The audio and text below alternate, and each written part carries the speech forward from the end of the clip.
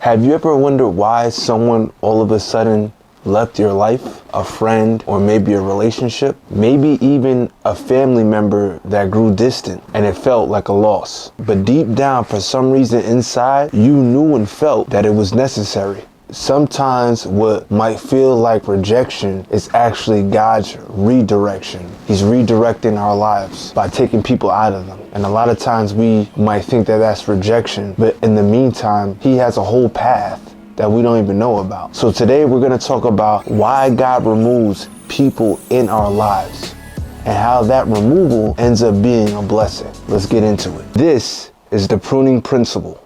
Okay, so the first thing that I wanted to go over with you guys is pruning and what it means. For any of my gardeners out there, anybody who plants vegetables and stuff like that, harvest crops, you should know what pruning is. And the definition is basically selectively removing parts of a plant, like branches or roots, to improve, to what? To improve its health, structure, or appearance. Okay? Think of cutting split ends off your scalp or dead ends. A lot of times we have pruning confused with bad luck, or everybody hates us, or something's wrong with us. A lot of times when God is trying to prune us and strip us of people and bad habits that have tampered with our characteristics, our attributes, God is trying to prepare you. He's trying to prepare me for another level. And a lot of times growth involves stripping, you know? Like I said before, if you think about split ends or dead ends, in order for your hair to continue to grow fruitfully, you got to cut those dead tips. You got to cut those dead ends off so that it can continue to sprout accordingly. And that's the same thing. That's the same exact thing that God is trying to do with us in terms of certain people in our lives. God will remove what doesn't align with your next level, even if it looks good or it feels good.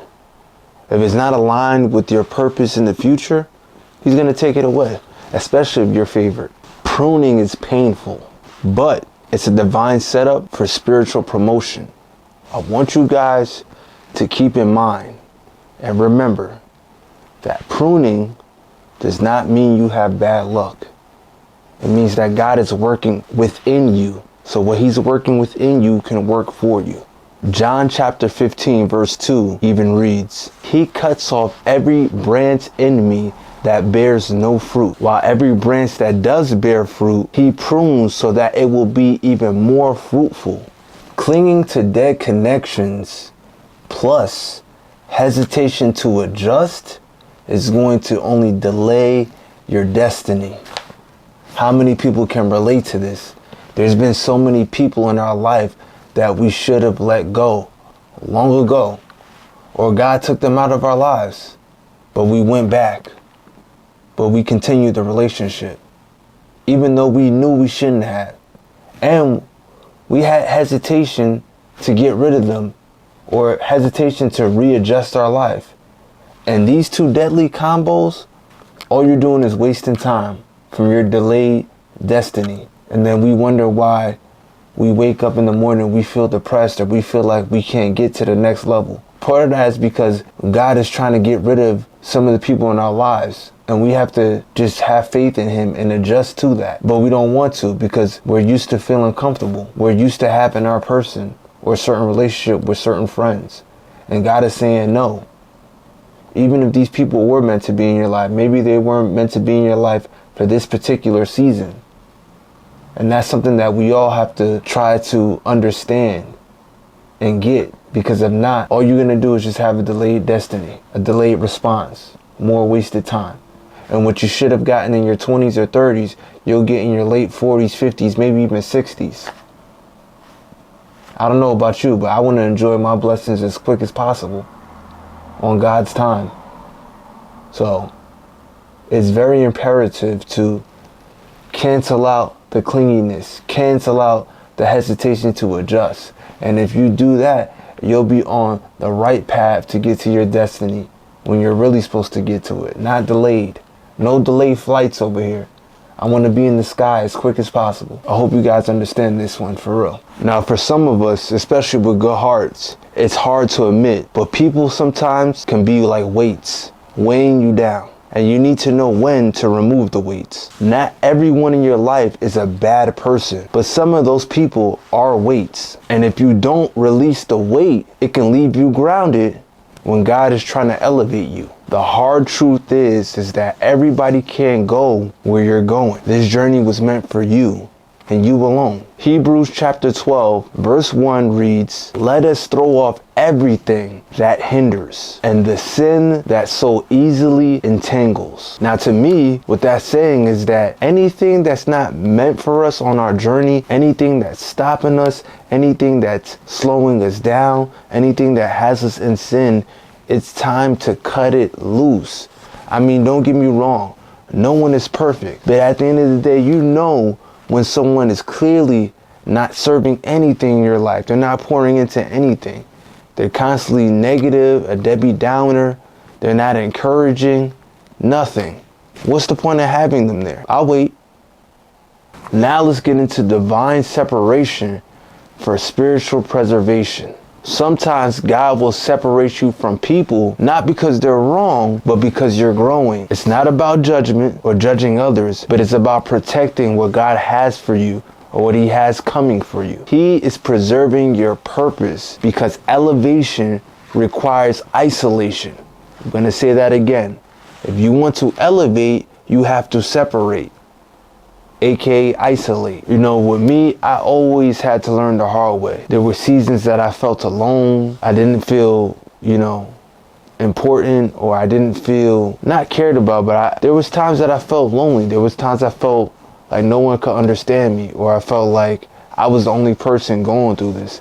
And not only was that not a fact, because everybody goes through this. Everybody has that time where they feel isolated. But number two, the lens at what I was looking at it, how I was looking at it, was not the right way to look at it. Instead of me saying I feel lonely and depressed, I'm not thinking about what God has for me in the future. I'm not thinking about the pruning process and how he's stripping things to build me back up. And all I could tell you for a word of advice is, if you ever feel like that, just remember, this is not the end. Just remember, everything that you go through in your life today is preparing you to become that person who you will be in the future. Just remember that. Nothing that you go through is for no reason. It's always to keep you wiser, keep you stronger, and give you more knowledge and more experience. Separation equals sanctification. When we're able to be separated for whatever purpose God has in our life, that's when we're able to be gutted out.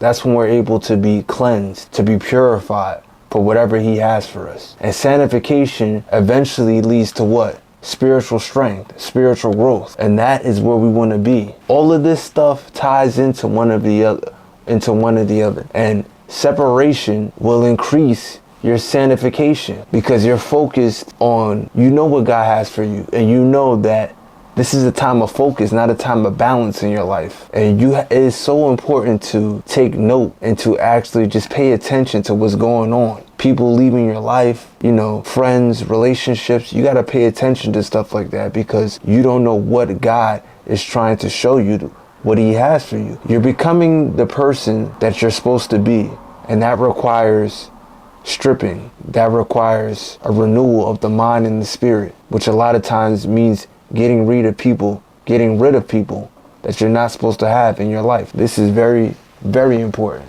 2 Corinthians chapter 6 verse 17 reads, "Come out from among them and be separate, says the Lord." I mean, it literally says it right there. Before you get sad, before you get depressed, just know there's always blessing in the breakup. There's always going to be a blessing in the breakup. You might have thought that this person was your forever, but God saw something that you couldn't. Real talk. And to be honest with you, you probably didn't lose them.